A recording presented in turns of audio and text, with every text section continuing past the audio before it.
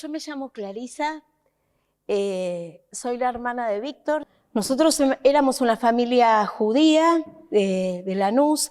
Lanús es una localidad del Gran Buenos Aires, o sea, no es de la capital federal, es de provincia de Buenos Aires, del cordón urbano e industrial que rodea a la capital federal. Mi papá había emigrado de Polonia en el año 38, cuando, bueno, ya habían transcurrido algunos años, unos 5 años de la llegada de Hitler al poder, y ya Alemania había comenzado su expansionismo. Por suerte, él y su familia pudieron emigrar de Polonia antes de la ocupación alemana del régimen nazi de Polonia y sobrevivir de algún modo al nazismo, porque si no, no estaría yo aquí contando esta historia, ¿no es cierto? Mi papá emigró a los 14 años, en principio fue a vivir al Chaco con su familia, porque como era costumbre en la época, lo llamaron del Chaco, tenía paisanos, o sea, parientes, y otros conocidos que, si bien no eran parientes de sangre, se consideraban como parte de una familia ampliada. Fueron a vivir al Chaco y después se fueron a vivir a Lanús Este, en el Gran Buenos Aires. Se conoció con mi mamá en un baile en Hebraica, bueno, se casaron y tuvieron 3 hijos. Y Víctor fue el hijo mayor. Víctor nació el 24 de julio del 55. Una de las cosas que le encantaban a Víctor era jugar al fútbol, y él en ese sentido era fanático del Club Lanús.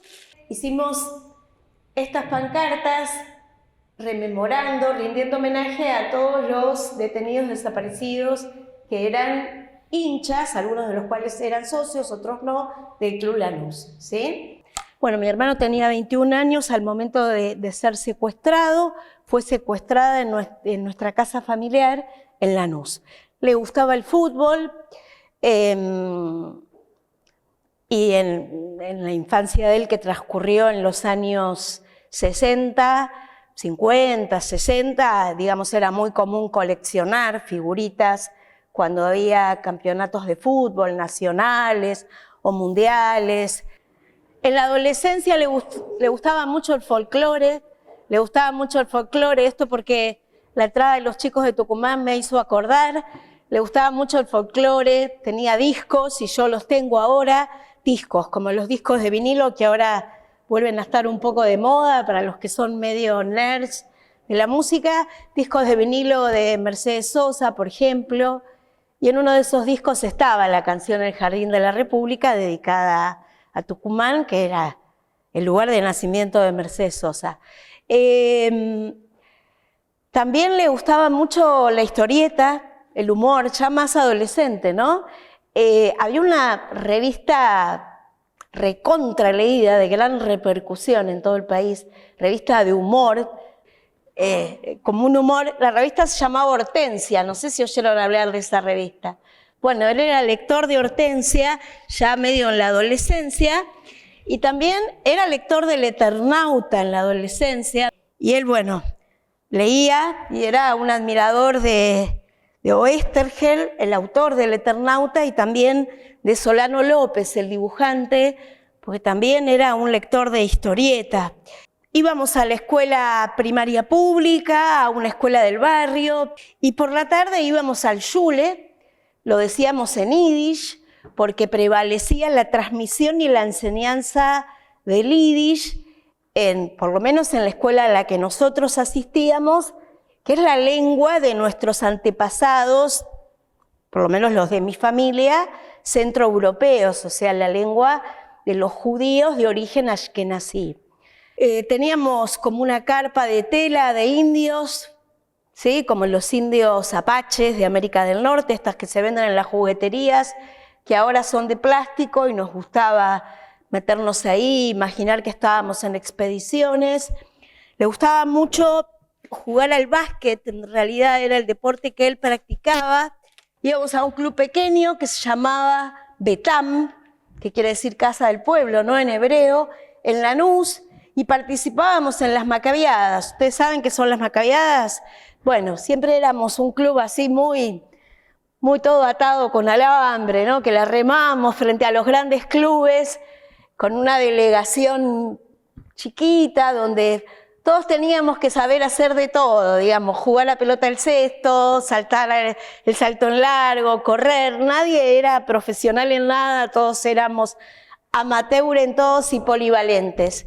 Él era un gran jugador de básquet y bueno, en los años 70 el Club Lanús, ya no el Club Betam de Lanús, que era el club judío, sino el Club Lanús, fue un club que disputaba como en las grandes ligas, fue un club que resultó varias veces campeón del campeonato nacional y el clásico de los dos grandes clubes era Lanús Obras.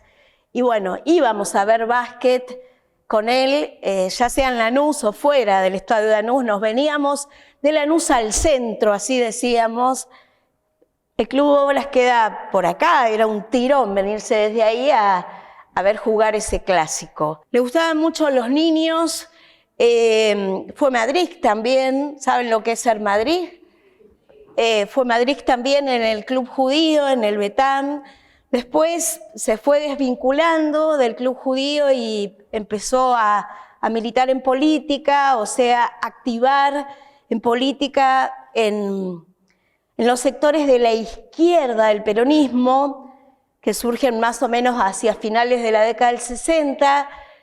Muchos jóvenes se sumaron a la izquierda del peronismo. ¿Y por qué la izquierda del peronismo? Porque entendían que desde el peronismo y con el acompañamiento de la clase obrera, que era mayoritariamente peronista en la Argentina, desde el peronismo iba a ser posible instaurar en nuestra sociedad el socialismo. Sí, la utopía era la de una revolución socialista. Acabar con el capitalismo, que es el sistema económico-social en el que vivimos y en el que vive la mayoría de la humanidad, e instaurar una sociedad socialista. Y otra cosa que le gustaba mucho es que una novedad de la época eran los grabadores. Los grabadores a cinta. No sé si vieron alguna vez grabadores a cinta, ¿no? Que además cuando uno rebobinaba la cinta o adelantaba, hacían un ruido muy particular. Una cosa así. Bueno, y una cosa que le copaba mucho era grabar cosas, grabar reportajes imaginarios, reales. En nuestra casa me acuerdo que trabajaba una chica en la limpieza, una chica nacida en Catamarca, y recuerdo que le hizo un reportaje.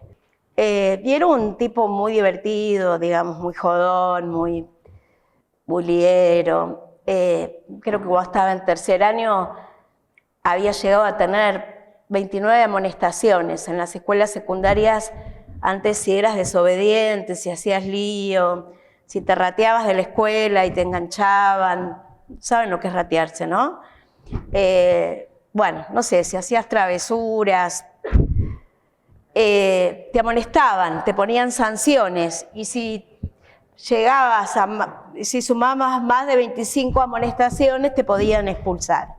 Pero bueno, se armó como una especie de junta de profesores en la escuela secundaria para discutir si echarlo o no, y parece que hubo toda una movilización estudiantil que inundaron la dirección de la escuela con cartitas en pedido de que no fuera expulsado porque era muy jodón, era muy simpático, era muy popular, era lindo, era divertido y tenía bastante, como, no sé cómo se dice cuando, levante se dice, se sigue diciendo levante, tenía bastante levante, entonces bueno, eso le jugaba a favor también entre las chicas de la escuela, que era una escuela mixta. Fue el 29 de junio a las 2 de la madrugada. El secuestro fue bastante violento, ¿no? La casa era una casa larga, los tipos entraron de civil por la madrugada. Era un chalet, ¿no? ¿Saben lo que es un chalet? Sí, ¿no? Se sigue diciendo chalet. como una casita baja, con una puerta de madera y al lado una puerta de vidrio, la puerta de vidrio decorativa. Rompen, digamos, la puerta de vidrio y meten la mano, alguien mete la mano para abrir la llave que está puesta, y van entrando hall de entrada, comedor diario, pasillo, living. En el living tiran un tiro y de esta forma nos despiertan, a mis padres y a mí, pero a mi hermano ya lo tenían como amarrado, apresado, y lloraba, pobre. A nosotros nos maniatan, o sea, nos atan las manos, nos vendan, nos hacen tirar al piso y, bueno, y está lo voy a decir vulgarmente, como este boludeo de cantar el Habanaguila y todo eso, ¿no? Eso es lo que yo recuerdo. Me recuerdo como al día siguiente y por muchos días como zombie. Como zombie. O sea, no sé si se entiende, ¿sí? Se entiende lo de zombie, ¿no? Como, bueno, la vida en teoría seguía normalmente, porque además debía seguir normalmente. Ustedes piensen que es el propio Estado el que produce estos crímenes. Entonces, si bien no teníamos tanta conciencia de eso, la pregunta es, ¿a quién denunciar? ¿A las instituciones del Estado o si es el propio Estado? De todos modos, se hacía la denuncia a la comisaría próxima, ¿sí? Pero bueno, siempre las respuestas eran negativas, ¿no? Por supuesto, el propio Estado secuestraba, el propio Estado no buscaba, no investigaba, el propio Estado era responsable. Aunque no estaba tan claro para los otros y para el conjunto de la sociedad, todavía la responsabilidad del Estado. ¿Sí? ¿Por qué? Porque es la primera vez que nuestra sociedad atravesaba por una experiencia así. Y además, no por casualidad, en general estas patotas, a los que se llamaba técnicamente en la jerga militar grupos de tarea, muchas veces venían de civil, o sea, que no venían identificados ni con ropa policial, ni con ropa militar de ninguna de las Fuerzas Armadas involucradas en estos hechos. Los autos venían sin patente, que en general eran los Ford Falcon, y ellos tampoco se identificaban, ni tampoco venían a hacer un allanamiento con orden legal de un juez. Hacían allanamientos violentos sin ninguna orden legal. Por lo tanto, o sea, yo me sentía una zombie. Y después, bueno, me pasaba que zombie, angustiada, me pasaba que no podía, de día pensaba todo el tiempo y al dormir también tenía pesadillas. ¿Dónde podría haber estado? Y yo pensaba que estaba en un centro de detención clandestino, porque yo lo sabía. O sea, yo estaba informada, estaba más informada que mis padres. Contarles que yo también, siendo chica, a los 16 años, después del secuestro de mi hermano y después de que fueron secuestrados mis amigos, me fui a Israel para dejarlos a mis papás tranquilos, buscar a mi hermano y para cuidar de mi vida. Tener un familiar desaparecido es algo muy torturante desde el punto de vista psicológico y creo que no fue tampoco casual. Hay quienes dicen que esto tenía la intencionalidad de provocar parálisis, ¿no? en los propios familiares y en la sociedad en su conjunto, porque no está vivo ni muerto. Entonces, ¿cómo te parás ante la situación? ¿Sí? Y en última instancia, cada familiar tuvo que hacer su propio proceso en cuanto a determinar en qué momento de su propio proceso considerarlo muerto o seguir buscando. Seguir buscando, aunque sea en el sentido de seguir teniendo expectativa, no necesariamente seguir buscando de forma activa, salgo a buscar, sino tener una expectativa interna de búsqueda. No sé si se comprende. Sabíamos por unos pibes del club judío que también fueron secuestrados después que él y que sobrevivieron, que lo habían interrogado por el funcionamiento del club judío, de Vitajón. ¿Saben lo que es Vitajón? De Vitajón, dentro del Club Judío. Hace 2 meses recién tuve como la confirmación del lugar donde pudo haber estado y me enteré muy de casualidad a través de una charla con un señor que era amigo de mi hermano y que me dijo, sí, fulanita de tal estuvo en tal lugar, igual que Víctor. ¿Cómo? Le digo yo.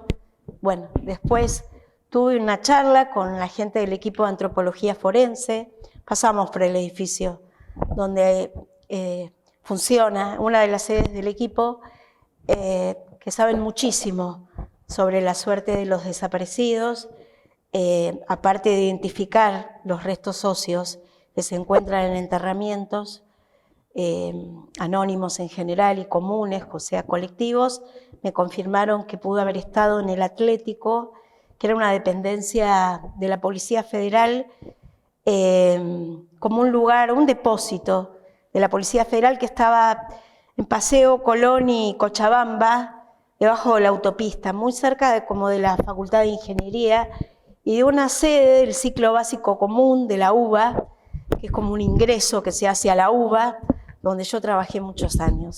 Y en cuanto a la edad que tenía 16 años para 17, yo también cumplo en julio. Siempre mi cumpleaños está teñido de la proximidad del cumpleaños de mi hermano, pues yo cumplo el 22 y él el 24, y también era habitual cuando éramos chicos que los viejos que no sabían mucho de psicología infantil nos juntaran el cumpleaños y que, claro, 2 por 1, y entonces siempre está teñido de eso, ¿no? Pero,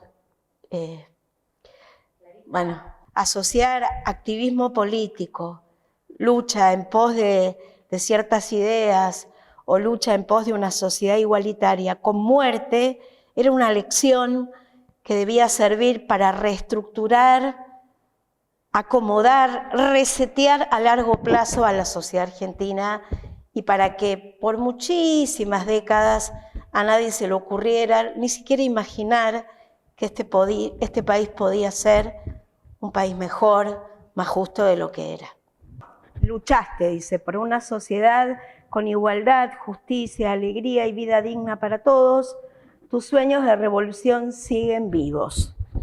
Bueno, el ideal del socialismo tiene que ver con eso, con edificar una sociedad completamente igualitaria, sin patrones y trabajadores, donde no exista propiedad privada sobre los bienes, donde no exista apropiación privada de la naturaleza, algo parecido a lo que en escala pequeña motorizó en Israel la edificación de los kibutzim, por ejemplo, ¿sí?